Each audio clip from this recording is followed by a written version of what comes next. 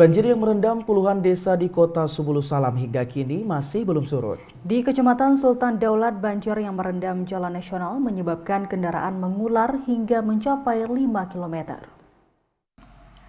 Sedikitnya ratusan kendaraan dan pengendara di jalan nasional penghubung Aceh Sumut, tepatnya Kecamatan Sultan Daulat, kota Subulu Salam tak bisa melintas akibat banjir yang merendam ruas jalan nasional itu.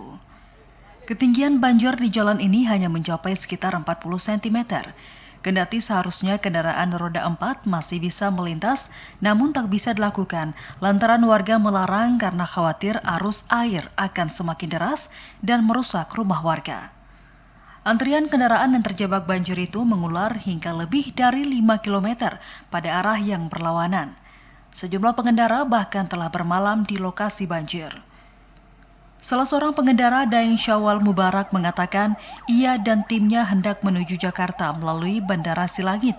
Namun lantaran terjebak banjir, mereka ketinggalan pesawat dan tiketnya hangus. Sekarang kami mau balik menuju, tadinya mau ke Silangit.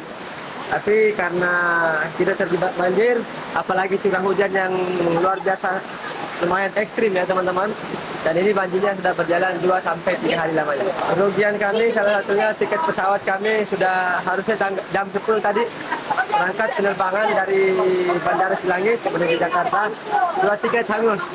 Maka sekarang kami ya mau nggak mau harus cari tiket lagi.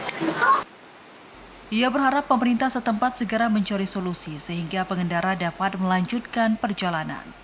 Dari Subulu Salam, Jakartawan Adi Nugraha, TVRI Aceh melaporkan.